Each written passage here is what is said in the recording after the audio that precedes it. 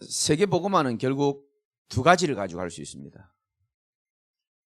제자하고 경제입니다. 그래서 오늘은 경제응답입니다.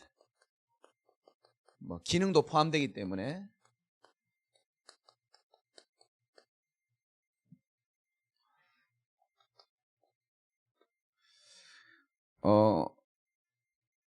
사람에게는 네 가지 기본 욕구가 있습니다.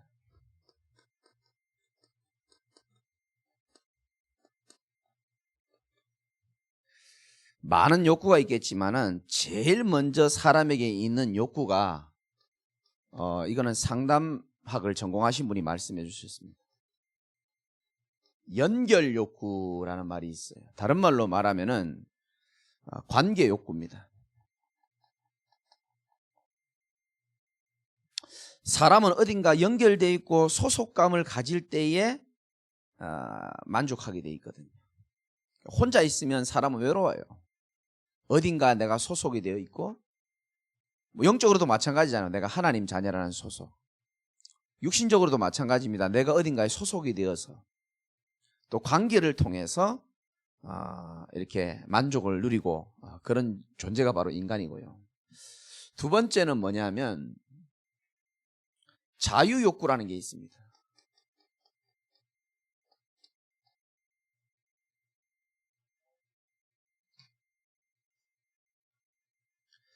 자유욕구는 뭐냐 하면은 사람은 본능적으로 남에게 휘둘리고 싶어 하지 않습니다. 남에게 누르거나 이러면 남이 나를 누르고 막 휘두르고 이런 거를 사람은 본능적으로 싫어합니다. 자유롭고 싶어요. 내가 주인이 되고 싶은 마음이 아주 많습니다. 그걸 보고 세상에서는 자유욕구다. 그러니까 이제 주인을 바꾸라는 말이 불신자에서 신자로 돌아오면 이게 굉장히 어려운 말인 겁니다. 아니, 주인은 내가 주인이지. 욕구가 있단 말이에요. 내 마음대로 하고 싶잖아요. 안 그런가요? 여러분들은 주님 뜻대로 하기를 원하는지 모르겠는데 다 내 마음대로 하기를 원하거든요. 주인 욕구, 자유 욕구. 세 번째 욕구가 있습니다. 안전 욕구가 있어요. 자기의 바운더리라는 게 있잖아요. 그러니까 그거를 이제 침입하는 거를 사람들은 싫어하는 겁니다. 내가 여러분 스마트폰 다 확인해 볼까요? 그런 거 싫어한다는 겁니다. 내 지갑을 열어보고 내 스마트폰을 확인하려고 하고, 왜? 나만의 바운더리가 있기 때문에 그거를 침범하는 거를 사람은 싫어하는 겁니다. 네 번째가 자존감 욕구가 있습니다.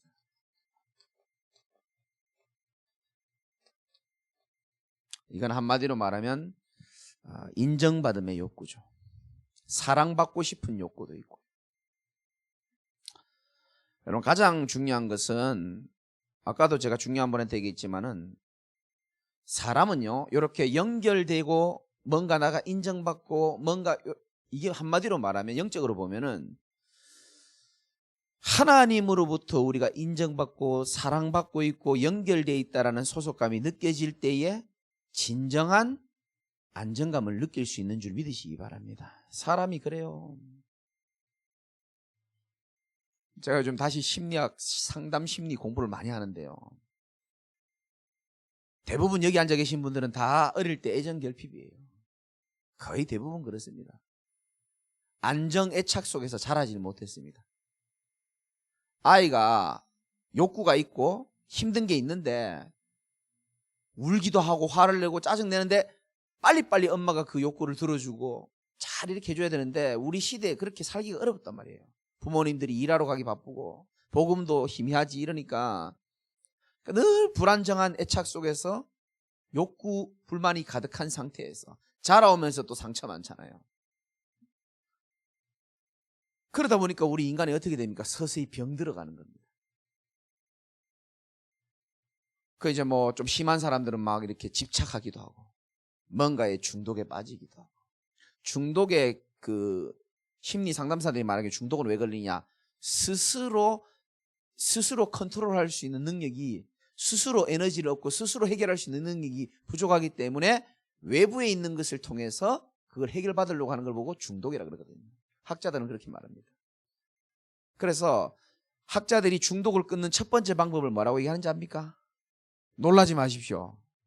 이거를 얘기합니다. 안정애착을 가질 수 있는 만남과 관계가 있을 때 사람이요 다시 여유를 얻고 회복하기 시작한대요. 근데 뭐 중독자들 주변에 안정애착으로 연결될 수 있는 만남의 확률이 그래 많지가 않거든요. 그래서 저는 영적으로 딱 느껴지더라고요. 그래, 정말 우리가 집착과 중독 속에 있는 우리의 영적 상태 속에서 하나님과 정말 연결이 되어진다면, 그 속에서 내가 못 받은 사랑과 인정을 받고 자란다면 그것보다 건강함이 없는 줄 믿으시기 바랍니다. 그게 최고 건강한 거예요. 얼마나 사람의 종류가 다양한지 몰라요. 인격, 성격 다 다양해요. 그런데 결국은요, 대부분 제가 답을 보니까 이걸로 다 풀더라고요. 좋은 관계 속에서 안정감을 느끼고 사랑을 느끼고 인정해주면 사람이 살아난다는 거예요.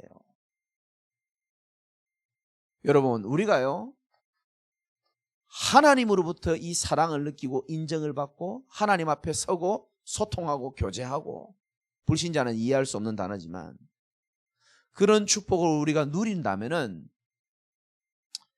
이번 주 수요예배 때 말씀도 들었지만은 요한복음 14장에 있는 말씀처럼 평안을 너에게 끼치노니, 세상이 알 수 없는 평안을 우리가 이 속에서 누릴 수 있는 줄 믿으시기 바랍니다. 우리는 이것을 소중하게 생각해야 돼요.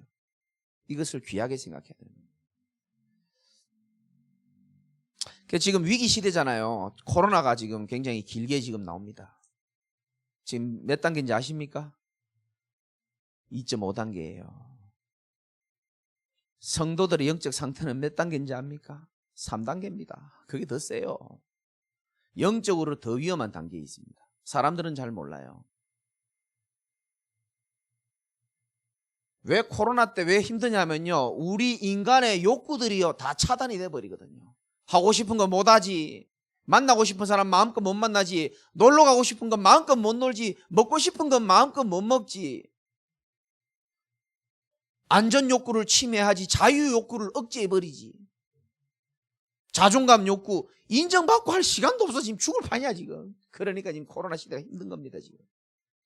그 어떻게 보면요, 어떤 목사님 그러더라고요. 성도들 미천이 지금 다 드러나고 있다는 거예요. 미천이란 말 아시죠? 밑바닥이 다 드러난다는 거예요. 왜? 지금까지 아까 전도사님 말했던 것처럼 이 복음의 은혜를 누리고 감사하고 이렇게 살아야 되는데, 사실상 그것도 있었지만은 이런 욕구 충족을 하면서 종교성을 가지고 살다가 이게 다 막혀버리니까, 복음 안에는 은혜로 살아가는 그 있는 사람들은 그나마 이렇게 좀 여러분들처럼, 영상을 보는 분들처럼 살아갈 만한데, 아닌 사람도 많이 있단 말이에요. 우리 교회는 없지만. 그러다 보니까요, 이게 버티기가 힘들어지는 시간표 오는 겁니다. 이게 자꾸 드러나는 겁니다. 여러분, 지금 좀 어려울 겁니다. 근데 저와 여러분이 조금 기억해야 될, 좀 주의해야 될 게 하나 있는데, 우리의 환경은 전에 없던 시대를 우리가 살아가고 있어요. 그죠? 이거 지금 보통 일이 아닙니다, 사실은. 아무리 좋게 지금 포장을 하려고 그래도 사실은 힘들어요. 힘든 건 힘든 거라고 얘기해야 되거든요. 어려운 건 어려운 거라고 얘기할 수 있어야 됩니다. 근데 성경은 뭐라고 말하냐 하면은, 그리고 사람들은 뭘 제일 착각을 많이 하냐면, 환경이 나아지면 더 좋은 인생을 살 수 있을 거라는 생각을 누구나 다 합니다. 그런데 여러분, 놀라지 마십시오. 모든 환경이 완벽했던 에덴 동산에서 아담과 하와는요, 모든 축복 다 받았는데 불구하고요, 거기서 넘어지고 거기서 죄를 지었습니다. 다윗이 힘들 때는 여호와가 내 목자라고 얘기했지만은, 다윗이 살만하고 제자가 세워지고 군사들, 군대 장관들 다 세워놓고 할 때 다윗이요 전쟁터에 나가 있지 않고 옥상에서 집에서 쉴 때 다윗은 무너졌습니다. 성도들이요 잘 몰라요, 이 사실을. 환경이 나아지는 것만이 응답이라고 다 생각합니다. 아니에요. 생각보다 인간은요, 정말요, 어떻게 보면요, 어려울 때 오히려 더요 은혜를 사모하기가 쉬운지도 모릅니다. 오히려요 살만할 때요 하나님 앞에 서지 못하고 넘어지는 경우가 더 많은지도 몰라요. 환경보다 중요한 것은 창세기 39장 2절에 여호와께서 요셉과 함께 하심으로 그가 형통한 자가 되었다. 환경보다 중요한 것은 우리의 영적 상태고 하나님과 함께 하심이 훨씬 더 중요하다고 하나님은 말씀하고 계시는 거예요. 성경에 나오잖아요. 다윗이 가장 힘들 때 여호와가 내 목자이기 때문에 나는 부족할 게 없다. 그가 나를 푸른 풀밭 쉴 만한 물가로 인도하고 계시고 내가 사망의 음침한 골짜기를 다닐지라도 해를 두려워하지 아니할 것은 주께서 나를 지켜주신다 그랬잖아요.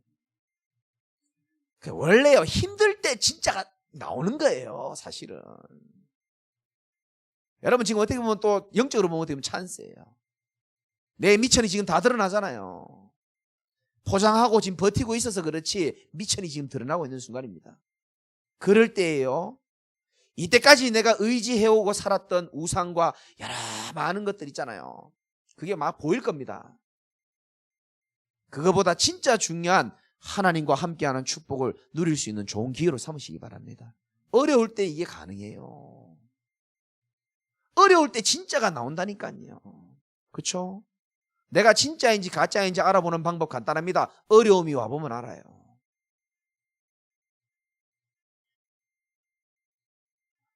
빌립보서 오늘 본문 나오잖아요. 4장 11절에 어떤 말씀이 나옵니까? 내가 궁핍하기 때문에 말하는 게 아니야. 내가 지금 어렵기 때문에 말하는 게 아니야. 어떠한 형편이든지 나는 뭐 하기를 배웠다고요? 자족하기를 배웠나니. 자족 무슨 말입니까? 어떠한 형편에서도 복음으로 인하여 만족하고 감사할 수 있는 것을 배웠다라는 겁니다. 이건 학원에서 배운 게 아니고요. 일시적으로 배운 게 아니고 많은 세월 속에서 깨닫는 겁니다. 환경이 좋아야지만 내가 좋은 줄 이때까지 알고 있었는데 성경은 그렇게 말하고 있잖아요. 내 인생을 봐도 마찬가지예요. 먹고 살만하고 잘 나갈만 하니까 생각보다 다른 데 관심 가지는 경우가 더 많아요. 그래서 어려울 때에 환경이 안 좋을 때에 오히려 더 하나님이 예비한 진짜 응답을 받을 수 있는 좋은 기회인 줄 믿으시기 바랍니다. 좋은 기회입니다. 그래서 오늘 그 중직자 대회 때도 말씀을 했잖아요. 이제 복음이라고 말하지 않고 복음화라고 말했습니다. 교회 다닌다고 다 응답받는 게 아니에요. 교회화된 사람이 응답받는 겁니다. 교회의 언약과 교회의 방향과 교회의 목적이 하나님이 내게 준 목적인 줄 알고 방향 맞추는 사람이 교회화된 사람입니다. 누구나 복음은 다 압니다. 우리 교회에서 매주 누가 서도 복음을 말하기 때문에 다 알아요. 복음을 아는 것 말고 복음화가 되어야 되는 겁니다. 현장은 누구나 있습니다. 현장화가 되어야 되는 겁니다. 제자는 누구나 되고 싶습니다. 제자화가 되어야 되고요. 세계는 누구든지 놀러 가고 싶어요. 아니요. 세계화가 되어야 되는 겁니다. 그래서 화의 응답을 받아야 되는 거예요. 그 개인 화의 응답,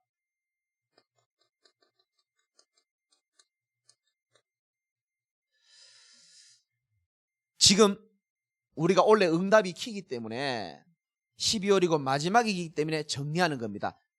처음에는 개인 응답에 대해서 말씀드렸고 그 다음이 무슨 응답입니까? 만남. 지난주에는 가정응답. 얼마나 중요합니까? 오늘은 경제와 기능이거든요. 그러면 뭐니 해도 여러분 개인이 응답받으면요 아무도 못 말립니다. 뭐 좀 좋은 게 생기는 게 응답이 아니고요. 잘 들으셔야 됩니다. 여러분 돈이 생길 때도 있고 문제가 해결될 때도 있고 뭔가 응답이 내게 올 때가 있습니다. 하나님은 그 응답을 주실 때에 목적이 따로 있어요. 그 응답 때문에 내 자녀가 기뻐하는 것도 있지만 내 자녀가 응답으로 인하여 하나님을 향한 믿음이 회복되기를 원하시는 거예요. 하나님 살아계시는구나. 역시 하나님은 나를 챙기시는구나. 역시 하나님은 낙심하고 있는 나에게 때를 따라 돕는 은혜를 주시는 분이구나. 결국 하나님의 목표는요 우리의 믿음을 세우는 겁니다. 그러니까요 우리요 오늘 유 목사님도 말씀하셨지만 너무 그 옛날 그 프레임에 딱 잡혀 있단 말이에요. 육신적인 생각. 한번 생각해 보세요. 어느 날 나는 알았네. 주가 그리스도 되심을 베드로가 알았잖아요. 그런데요, 가치관은 그대로예요. 옛날 틀 그대로 있습니다. 그러니까요, 하나님의 일을 하려고 하니까 안 맞는 거예요, 이게. 우리가 복음을 알고요, 이 복음으로 인하여 진짜 감사하고 누리고 성경을 보면서 내가 어떻게 인도받아야 되면 어떤 흐름 속에 들어가 있는지를 알고 인도받는 인생이 돼야 되는데, 이 가치관이 안 바뀌다 보니까 자꾸 육신적인 생각할 때 참 많거든요.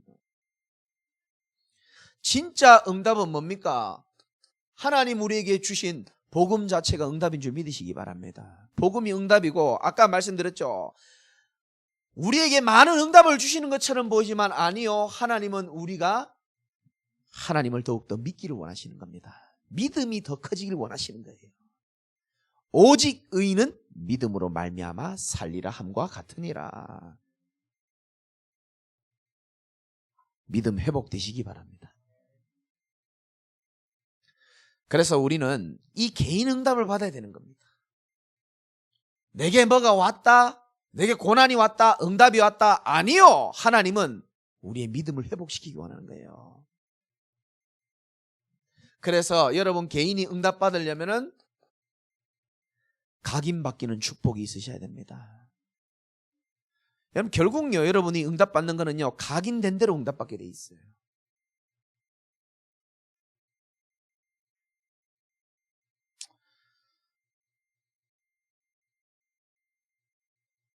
그리고 결국은요, 각인이 바뀌면서 우리에게는 우리도 모르게 뿌리 내리는 게 있습니다. 뿌리 내린 대로 뭐를 거둔다고요? 열매를 맺는 거예요. 그렇죠? 사람이 그냥 자살하는 게 아닙니다. 계속 우울한 생각하다가 열매로 자살이라는 게 나오는 거예요. 사람이 어느 날 교회를 떠나는 게 아니에요. 불신앙 계속 하다가 그게 뿌리를 내리는 겁니다. 그 열매로 성전을 떠나고 하나님을 떠나는 거예요. 어느 날 갑자기 탁 없습니다. 다 뿌리를 내리고 열매가 나오는 거거든요. 저와 여러분들이 진짜 복음이 각인되고 정말로 하나님의 은혜가 뿌리 내려져 가지고 하나님이 원하시는 열매 맺으시기 바라고요. 그러면 이 응답이 오게 되어 있습니다. 체질이 바뀌기 시작합니다. 체질된 만큼 뭐 할 수 있습니까? 누림이 되어지는 겁니다. 여러분 잘 안 누려지죠? 근데 체질이 아직 안 됐다는 겁니다. 복음 체질이 된 사람은 복음 누리게 되어 있습니다. 돈 누리는 방법 가르쳐 줄까요? 예를 들어서 안장로님이 나한테 한 5천만 원 줬다 칩시다. 부담 가지지 마시고요. 난 돈 많으니까 부담 가질 필요 없어요. 좀 돈이 남아 돌아요. 안장로님이 예를 들어서 목사님 사역하시라고 5천만 원 줬다 칩시다. 기분 좋아요, 안 좋아요? 딸이라서 기분 나빠요? 아니 뭐 예를 들어서 경태가 우리 권사님이 한 1,000만 원, 1,000만 원 너무 약한 5천만 원 줬. 기분 좋아, 안 좋아? 좋잖아요. 물론 그리스도 때문에 좋아할 사람이지만 기분 좋거든요. 왜? 복음을 위하여 쓸 수 있는 게 많으니까. 그건요, 사역하면서도 그냥 싱글벙글대요. 왜? 준 거 생각나거든요. 여러분 보세요. 장로님이 제게 그거 주면요, 지나가면서도 또 통장 확인하는 겁니다. 그래, 15만 원밖에 없었는데 5,015만 원이 생긴 거예요. 이해됩니까? 그걸 보고 누린다는 겁니다. 준 거 계속 확인하는 거예요. 또 기뻐요. 또 좋아요. 저는 아까도 말씀드렸지만 돈이 돌아서 응답받는 것보다 더 큰 제게는 응답이 있습니다. 요겁니다. 역시 전도자를 하나님은 굶여 죽이시지 아니하시고 모든 것을 인도하시고 필요를 채우시는 하나님이시구나. 그 믿음이 생기면서 더 기뻐요. 무슨 말인지 아시겠습니까? 체질이 된 만큼 누려질 수가 있습니다. 그리스도는 우리 인생의 모든 것임을 믿으시기 바라고요. 개인 응답의 축복을 여러분 누리셔야 됩니다. 개인 응답 없으면 다른 응답을 받을 수가 없어요. 개인이 복음이 각인 뿌리 체질될 때에 하나님께서 어떤 응답을 주십니까? 만남의 응답을 주신다고 얘기했습니다. 개인이 응답받을 때에 개인이 되어지는 만큼 응답받은 만큼 만남은 뭘로 바뀐다? 축복으로 바뀌게 되어 있습니다. 그리스도로 결론난 사람은요, 그리스도로 인하여 날마다 감사한 사람은요, 아무나 만나도 괜찮아요. 전부 다 축복으로 바뀝니다. 내가 복음으로 결론이 안 나면요, 만남에 따라 상대방에 따라 내가 영향을 받는다니까요. 근데 결론 난 사람은요, 누구를 만나도 그게 축복이에요. 알아들으실라나 모르겠어요.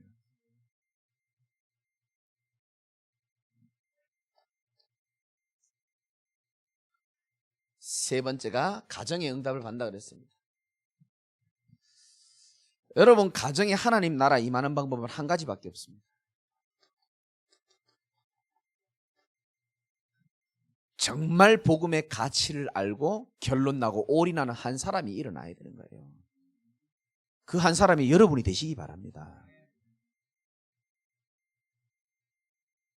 한번 생각해 보세요. 아하시아 왕이 늘 아버지 어머니 쳐다보면서 배운 건 우상 숭배하는 것밖에 없어요. 그러니까 자기 병들 때에 결정적일 때 어디 찾아갑니까? 하나님 안 찾아가고 우상 찾아가잖아요.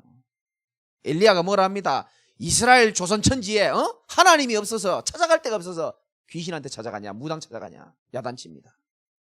보고 배운 게 그거밖에 없었어요. 여러분, 지금 앉아 계신 여러분들이요, 부모님이든 랩런트든 상관없습니다. 여러분 가슴에 복음의 한과 복음의 눈물과 복음에 대한 감격이 하나님의 나라의 문을 여는 응답의 축복으로 연결되시기를 주님의 이름으로 축원합니다. 나 때문에요, 다 바뀌어버려야 돼요. 여러분 부서, 기관, 작든 크든 상관없습니다.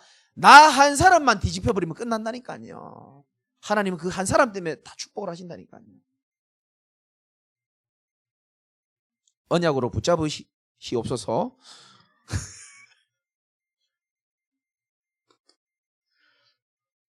행복하시길 바랍니다. 저는 매일 여러분들이 웃었으면 좋겠어요. 인상 쓰고 계시는데. 경제 응답 이전입니다. 알아야 될 게 있습니다.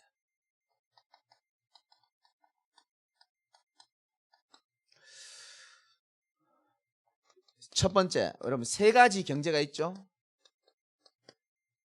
하나는 뭡니까? 흑암 경제. 사단의 목적은 여러분들의 돈을 흑암 경제에 사용하기 위해서 최선을 다할 겁니다. 우상 경제, 흑암 경제. 사단은 그쪽에 돈을 모아야 돼요. 계속 끌고 갑니다. 그래서 어떤 면에서요, 우리 갱신해야 됩니다. 나의 돈이 우상과 흑암 경제를 살리는 일에 주역으로 쓰임받아서는 안 되는 겁니다. 아시겠죠? 그죠? 진짜입니다. 이거 싸워야 돼요. 흑암 경제. 많이 갖다 줬잖아요, 우리가. 이제는 여러분 이제 빛의 경제 속으로 들어가야 되는 겁니다. 흑암 경제 잘 알아들어야 됩니다. 사단은요, 글로 돈을 계속 모은다니까요. 코로나도요, 어두운 쪽에 제가 가보니까요, 돈 잘 돌아요. 컴컴한 것에서 컴컴하게 잘 돌아가요. 우리가 이게 보태줄 필요가 없잖아요. 두 번째, 세상 경제가 있습니다. 세상은 실력과 노력과 전문성이 있으면 세상 경제는 따라오게 돼 있죠.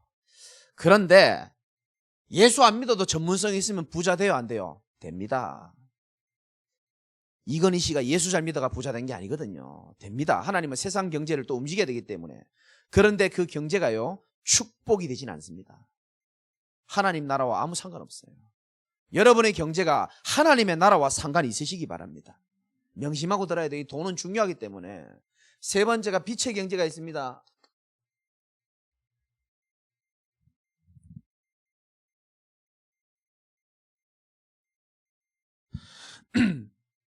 믿으시기 바랍니다.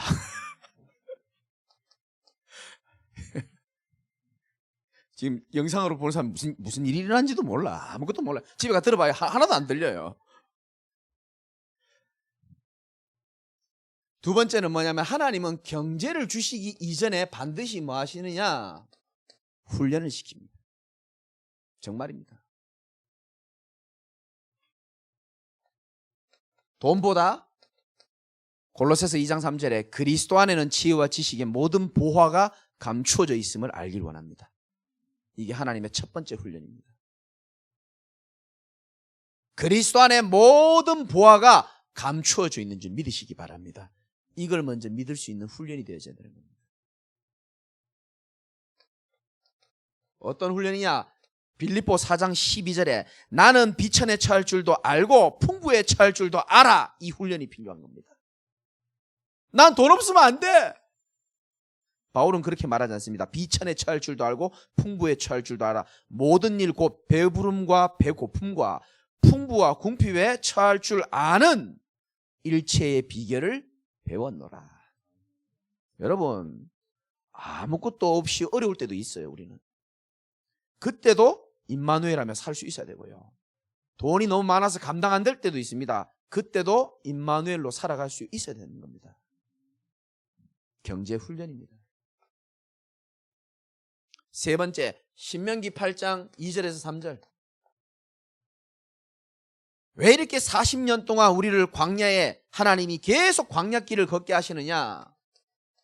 좀 좋은 길을 걷게 하면 참 좋겠는데, 이는 너를 도와주십시오. 이는 너를 낮추시며. 낮추세요. 하나님이 훈련을 어떻게 시키느냐? 절대로 우리가 교만할 수 없도록 이는 너를 낮추시며. 네 힘으로 할 수 있는 게 아니야. 너를 뭐하사? 시험하사. 네 마음이 어떠한지 알게 하렵니다. 사람이 뭘로만? 떡으로만 살까 아니다. 여호와의 모든 입에서 나오는 말씀으로 살아야 될 줄을 알도록 하나님 원하신다 그랬습니다. 여러분, 말씀으로 사는 거예요.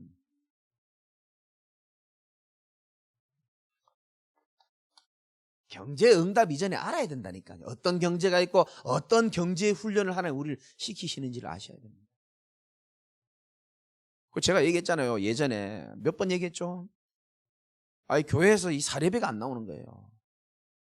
너무 힘들더라고요. 그때 김치가 없어서 못 사고, 지금은 김치가 남아 돌아요. 너무 많아요. 그런데 그때는 김치를 먹고 싶은데 김치 살 돈이 없어가지고요. 그러니까 이제 우리 형님 목사님도 이제 뭐 사례비가 안 나오니까 어렵죠. 그래서 저를 부르더라고요. 내가 못 먹고 사는지를 알고.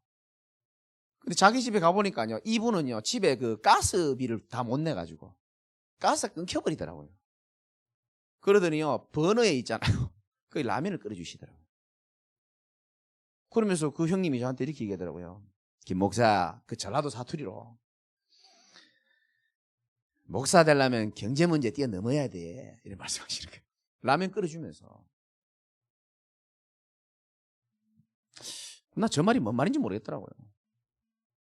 아니 형님, 난 어릴 때부터 많이 가난했는데. 틀려. 다르다는 거예요.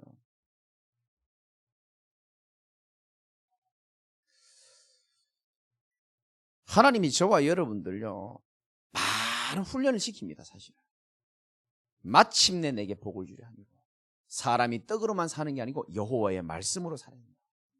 그거요, 야 진짜요, 돈이 없으니까요 내 속에 다 드러나더만요. 내가 참 껍데기구나. 다 드러나요. 전부요 나를 진짜로 만드시는 하나님의 다 훈련이었더라고요. 지금 세 번째, 하나님은 반드시 이거 훈련시킵니다. 관점 훈련입니다. 잘 기억하셔야 됩니다. 첫 번째, 축복받는 사람들의 당연한 필수 관점이 있습니다. 소유관. 성경 구절 하나만 적겠습니다. 욥기 1장 21절. 주신 이도 하나님이시고 취하신 이도 하나님이시고 우리 하나님이 영광을 받아야 된다 그랬거든요. 여러분이 뭘 좀 받았습니까? 하나님이 주신 겁니다. 역대상 29장 12절에 뭐랍니까? 부와 귀가 주께로부터 말미암고 모든 것이 주께로 말미암아 싸우니, 이렇게 표현합니다. 다윗의 소유관 다르죠. 두 번째는 뭐냐 하면은 헌금관입니다.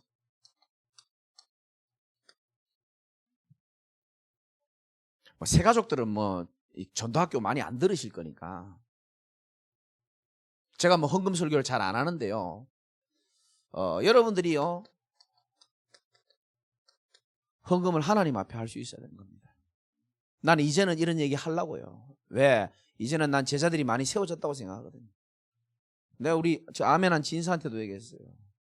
경제관 어떻게 해야 됩니까? 물어보길래 11조부터 똑바로 해라. 정확하게 해라. 다른 헌금 안 해도 된다 그랬어요. 근데 다른 헌금도 하더라고. 내가 왜냐하면 제일 중요한 것부터.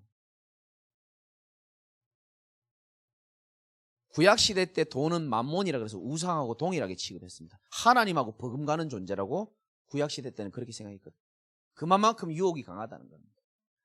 여러분, 하나님 앞에 서서 하나님의 응답을 받아봐야 되는 거예요. 무슨 말인지 아시겠습니까? 그래야 나중에 할 말이 있습니다. 그리고 세 번째로는 목사님 너무 영적인 것만 경제관도 있어야 되는 겁니다. 늘 말씀드리죠. 작은 거라도요, 아낄 수 있는 건 아껴야 돼요. 정말입니다. 부자들 잘 찾아봐 보세요. 부자들 한번 조사해 보세요. 얼마나 절약하는지 몰라요. 쓸데없는 돈 절대 안 씁니다. 그 사람들은 돈의 힘을 알고 돈의 능력을 알기 때문에 쉽게 그렇게 생각 안 합니다. 그런데 가치 있는데 또 우리는 쓸 수도 있어야 되는 겁니다. 1,000원이라도 아까우면 쓸데없는 데는 안 써야 되고 1,000만 원이라도 가치 있는 데는 쓸 수 있어야 되는 거예요. 이 관점을 먼저 우리는 갖추고 있어야 되는 겁니다.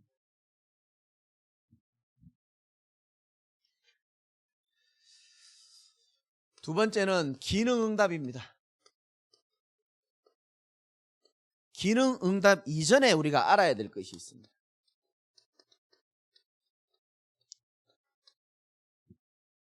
첫 번째, 중심과 자세입니다.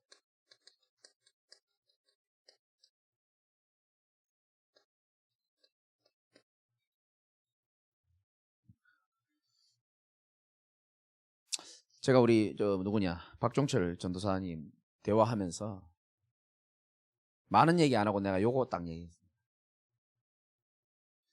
하나님의 일을 하려면은 실력도 있어야 되고 능력도 있어야 되지만 제일 중요한 게 뭐라? 중심과 자세가 중요하다고 했습니다. 여러분도 마찬가지입니다. 하나님이 여러분의 지금 중심을 보고 계시고 우리의 자세를 다 보고 있습니다. 예배를 대하는 태도, 하나님을 대하는 태도, 복음을 대하는 그 자세 있죠. 그게 여러분 미래의 응답으로 다 연결되게 되어 있습니다. 대단한 일을 많이 해서 하나님 응답 주는 게 아니고요. 중심과 자세입니다.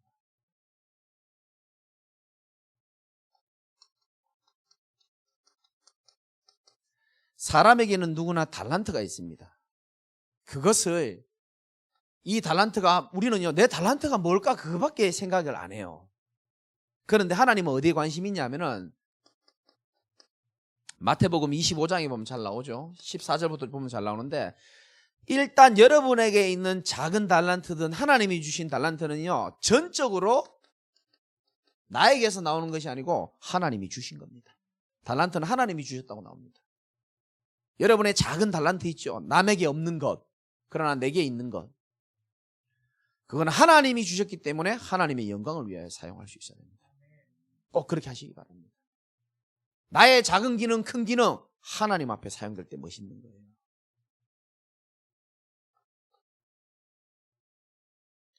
여기 보면 마태복음 25장에 보면은 달란트 비유를 하나님께서 말씀하시면서 이런 말씀하십니다. 네가 작은 일에 충성하였던 것을 하나님 기뻐하십니다. 여러분 하나님이 주신 달란트로요 작은 일처럼 보이는 그 헌신과 충성이 있죠. 네가 작은 일에 충성하였기 때문에 내가 많은 것을 네게 맡기겠다 그랬어요. 저는 제가 전도사 시작할 때 이 언약을 잡았었습니다. 정말입니다. 제가 처음 현장 맡은 게요 알코올 중독자 3명이었거든요. 야, 아예 막 막걸리통을 준비해놓고 예배드리더만요. 그걸 제일 먼저 제가 인수받은 현장이었습니다. 아저씨 3분이 알코올 중독이에요. 내가 뭐 배운 적이 있습니까? 그냥 가라 해서 가서 사모님이 가라 해서 갔는데 야, 막 힘들더라고요. 중독자 3명 앉혀놓고 하니까. 끝나고 나니까 바로 아멘 끝나자마자 바로 막걸리 갖고 와가지고요. 전도사님 이런 거 드실 줄 아냐면서 너무 맛있다는 거예요. 그 3분 중에 한 분은 지금 천국 갔거든요. 근데 그분이요 술만 취하면요 저를 이렇게 막 원래 힘도 없으신 분인데 괴롭히고 그랬어요. 그래도요 내가 그 작은 한 사람이지만 내가 하나님 앞에서 사역했거든요. 네가 작은 일에 충성하였기에 내가 많은 것을 네게 맡기겠다 그랬거든요. 하나님 싹 다 보십니다. 작은 일에 충성하는 사람에게 하나님 많은 것을 맡기신다니까요. 달란트 비유 때 하나님 말씀하신 겁니다. 여러분이 한 영혼에, 한 부서에, 한 직장에, 한 가지 일에 충성하시기를 주님의 이름으로 축원합니다. 그럼 하나님 어떤 응답 주신다고요? 주인의 즐거움에 하나님이 참여시키겠다, 이렇게 말씀하시는 겁니다. 우리의 중심과 자세가 복음적이고 성경적일 필요가 있겠죠. 근데 그 성경에 보면 마지막에 좀 씁쓸한 얘기가 나오잖아요. 한 달란트 가진 사람은 어디다 묻어놨다고요? 땅에 묻어놓은 겁니다.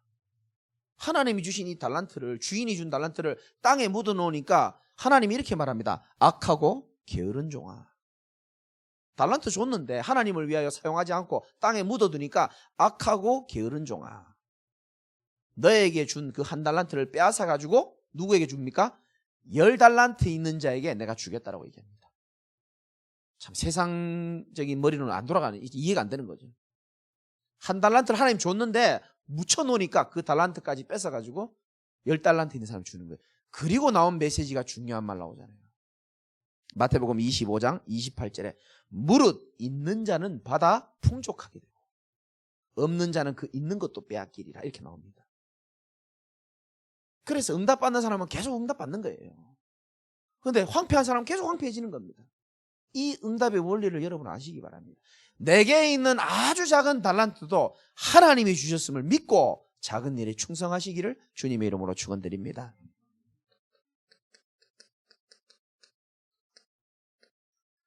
두 번째는 전문성입니다.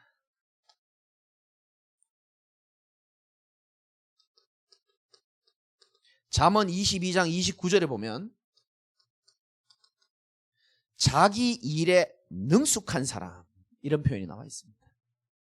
자기 일에 전문성 있고 능숙한 사람은 천한 자 앞에 서지 않고 왕 앞에 서게 될 것이다.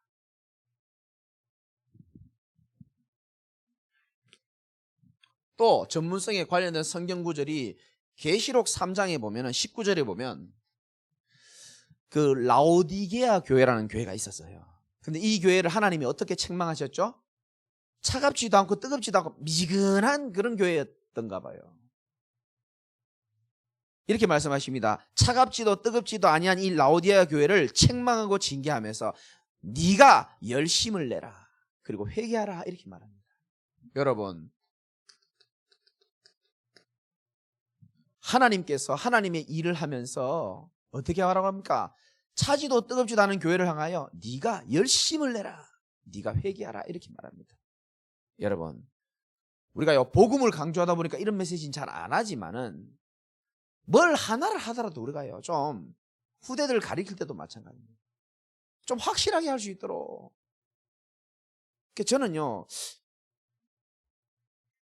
저는 제 개인한테 좀 이렇게 섭섭하게 하는 거는 별로 하나도 안 서운해요, 솔직히. 왜? 사람의 신앙과 수준이 다 다르기 때문에. 근데 나는 이렇게 좀 하나님의 일을 하면서 좀 이런 부분이 좀 아쉬우냐, 굉장히 안타까울 때가 참 많아요. 우리의 사는 목적이 하나님을 영화롭게 하는 거거든요. 그렇잖아요. 우리가 예배와 모든 영적인 것들을 다 가지고 성도들 힘없고 하나님 영광 돌리는 일인데, 그래서 우리가요 좀 전문성 띌 필요가 있습니다. 제일 먼저는 영적 서밋, 그 다음에 기능 서밋이라고 했습니다.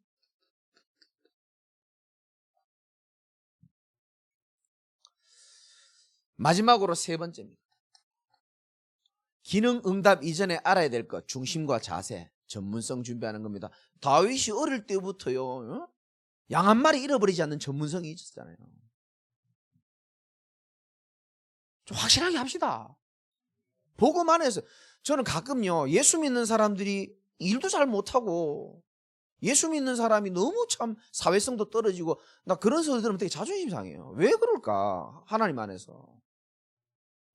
예를 들어서 우리 전도사님 계시고 장로님 계신데요, 권사님들도 계시는데요, 내가요 어떤 일을 맡았다, 주의 일을 맡든 세상 일을 맡든요 그냥 하면 안 됩니다. 열심을 내라, 능숙해라. 하나님 제대로 준비하기 원하시는 거거든요. 저는 자다가도요, 우리 집 사람 압니다. 자다가도 제가요 메시지가 생각나잖아요. 그럼 핸드폰 켜가지고 메모 다 합니다. 진짜입니다. 자다 깨서 꿈속에서라도 주시는 하나님의 메시지시면 바로 다 적습니다. 기능 응답 이전에 알아야 될 것입니다. 어느 정도로 우리가 응답을 받냐? 하나님의 작품을 만들 만큼 하나님 우리에게 은혜를 주신다니까요. 언약 딱 잡으세요. 나의 기능과 나의 달란트를 통하여 렘넌트를 살릴 발판으로 쓰임받는 작품 인생 되게 해달라고 기도 제목 삼으시기 바랍니다. 정말 그랬으면 좋겠어요. 여기 지금 저를 위해서 하는 메시지가 없습니다. 하나님의 뜻이라니까요. 너에게 준 달란트를 통하여 렘넌트들을 살릴 수 있는 발판이 되게 해달라.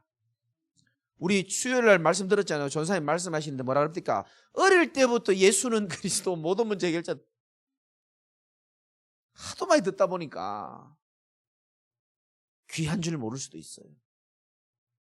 식상할 수도 있고요. 새롭지 않으면 사람은 늘 매너리즘에 빠질 수밖에 없거든요. 뭐 현장을 자주 가봤겠나? 듣는 것 가지고 승부를 걸라니까 이게 쉽지가 않단 말이에요. 그러니까요, 좀 뭐라고 표현해야 될지 모르겠는데요, 이 언약 안에 있으면서도요 황폐한 영혼들이 렘넌트들이 참 많아요. 그래도 우리 예전부터 신앙생활 하고 이런 사람들은 그래도 좀 촉촉함이라는 게 있거든요. 알아들었겠습니까? 좀 이렇게 눈물도 자주 흘렸고, 그다음 제가요 소희한테 얘기했나 누구한테 얘기했는지도 모르겠는데 제 나이가 얼마 안 됐잖아요. 그런데 제가 고등학교 때 본 장면입니다. 교회에서. 제가 고등학교 때 18살 때 예배 마치고 오후 예배 때 고등부 예배를 다 드리고 나니까요, 그때 교회가 좀 컸죠. 예배 드리고 고등부 예배를 다 마치고 난 다음에 오후에요 회의까지 다 하고 집에 가야 되는데, 여러분 놀라지 마십시오. 요즘에는 상상할 수 없는 장면이니까 고등학교 3학년 선배님들, 남자들, 여자도 아니에요. 고등학교 3학년 선배 남자들이 한 14명 정도가요 둥글게 서서 손을 다 잡고요 고개 숙여 교회를 위하여 합심해서 기도하더라고요. 지금 상상할 수 없는 일입니다. 조사해보세요. 그런 교회 있는가? 없어요. 지금 그런 시대가 아니에요. 지금. 그때는 그래도요 좀 복음은 힘있지만 좀 촉촉함은 있었거든요. 남자 고등학생들이요, 이번 주부터 한번 해볼까요? 우리 교회 끝나고 둥글게 모여가지고 이런 거 왜 합니까? 이럴 수도 있습니다. 왜? 시대가 이렇게 변했어요. 모여서요 교회를 위하여 기도하고 결석자들을 위해서 손 모아서 기도. 고3 남자가 그랬다니까요. 별로 놀라지도 않는데 여러분 주신, 하나님이 우리에게 주신 그 은혜와 달란트 있잖아요. 남들이 못 깨닫는 깨달음이 있을 수 있습니다. 그 전부 다 하나님은 후대들을 제대로 살릴 수 있는 발판으로 만들기 원하는 거예요. 후대들을 치유하고. 좀 가슴에 품어집니까? 저는 이번 주에 다시 한번 마음먹었어요. 코로나 끝나는 순간 나는 우리 렘넌트들 데리고 워싱턴 간다. 내 마음먹었어요. 왜냐? 진짜 홀로코스트 같은 데 데려가가지고 복음 모르는 유대인들이 자기들이 뿌린 언어 때문에 우리의 죄값을, 예수님 십자가에 못 박는 게 죄라면 그 피를 우리 후손들에게 돌리라 그래가지고요. 유태인 대학살된 그 현장 나 한번 보여주려고요. 한번 봐라. 너희 눈으로 한번 똑똑히 봐라. 그 죽은 사람들 신발 가득 모여 있어요. 이만한 공간 됩니다. 그거 한번 다 보여주려고요. 맨날 칠판으로만 들어가지고 이 정신 못 차려내 보니까 눈으로 봐야 돼 이거.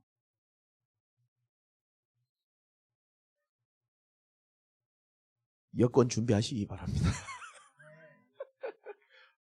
그런 생각이 이번 주에 들더라고요. 그래. 사람들이 코로나만 끝나면 지금 여행 가려고 지금 해외 가려고 다 준비 다 하고 있대요. 지금 10,000원 상품권 여행사에서 지금 터져 나간대요. 다 매진이래요. 생각이 들었습니다. 아니다. 정말 우리 렘넌트들 현장 한번 보여줘야 된다. 이거. 두 번째, 어떤 작품을 만드느냐? 결국은 교회에 살아야 되는 겁니다. 교회 살릴 작품이 될 만큼 여러분들의 기능이, 중심이 쓰임받게 되길 바랍니다. 복음적으로 쓰임 못 받으면 그거 하나님하고 아무 상관없어요. 하나님과 상관이 있어야 되는 겁니다. 마지막으로 우리는 237 시대를 살릴 하나님의 작품을 만드는 줄 믿으시기 바랍니다. 마음에 새기셔야 됩니다. 경제응답 받아야 되고요. 기능응답 받아야 됩니다. 그리고 후대들에게 바르게 가르쳐줘야 됩니다. 결론입니다.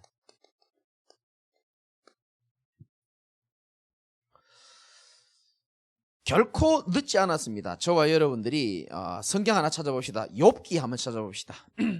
제가 왜 이 말씀을 드리냐면 결국 뭘 말씀드리려고 하면은 가장 낮은 자리로 내려가라는 겁니다. 가장 낮은 자리에서 다시 시작해도 안 늦습니다. 성경에서 보니까 가장 낮은 자리로 내려간 사람이 제가 보니까 욥이더라고요. 욥의 고난은 이루 말하고 싶지도 않을 만큼 힘들었습니다. 근데 욥기 42장 마지막에 보니까 오늘 경제니까요. 경제에 관련된 구절 한번 찾아볼게요. 욥기 10편 바로 앞에 있습니다. 욥기 42장 10절에 보니까 10절만 우리 같이 한번 읽어볼까요? 찾으신 분들만 시작. 욥이 그의 친구들을 위하여 기도할 때 여호와께서 욥의 공경을 돌이키시고 여호와께서 욥에게 이전 모든 소유보다 갑절이나 주신지라. 아멘. 참 욥을 하나님 많이 훈련시키시고 결국은요 어떤 응답? 갑절의 응답을 주신 거예요. 여러분 영적으로도 갑절의 응답 누리시기 바라고 육신적으로도 빛의 경제 제대로 회복하시기 바라고요. 12절에 나옵니다. 여호와께서 욥의 말년에 욥에게 처음보다 더 복을 주시니. 사람마다 다 시간표가 있겠죠. 그러나 하나님은 오늘 욥기 42장 10절에 있는 말씀처럼 아무리 힘들고 아무리 어려워도 욥만큼 힘들었겠습니까? 그죠? 욥의 슬픔은 제가 본문도 잘 사용을 안 합니다. 웬만하면 안 하려고요. 왜? 너무 끔찍해요. 아무리 하나님 계획이 있다 하더라도. 근데 이 욥도요 하나님께서요 모든 것들을 회복시키시고 결국은 우리 인생을 다 회복시키는 줄 믿으시기 바랍니다. 때를 따라 돕는 은혜를 주시면서까지. 괜찮아요. 가장 밑바닥으로 다시 내려가면 됩니다. 껍데기는 일단 자존심 상하면 그대로 두고 맨 밑바닥부터요 가짜 신자 되지 말고, 지금까지 내가 가짜 껍데기 신자였다면 이왕 코로나도 오고 어렵고 위기 가운데서 진짜 하나님의 제자답게 승리하시기를 주님의 이름으로 축원드립니다. 하나님 감사합니다. 오늘 귀한 세계복음화를 위하여 경제와 기능의 응답을 우리 렘넌트들과 우리 사역자들이 다 누려야 되는데 가장 어려운 시기에 하나님 진짜 우리 성도들이 빛의 경제의 응답과 기능의 응답을 통하여서 마음껏 237 나라 살리고 후대들에게 작품을 남길 수 있는 축복의 주역들로 증인들로 하나님이 사용하시고 인도하여 주옵소서. 어떤 어려움이 있더라도 가장 낮은 자리에서 다시 시작할 수 있는 영적인 갑절의 영감을 허락하여 주옵소서. 예수 그리스도 이름으로 기도드리옵나이다. 아멘.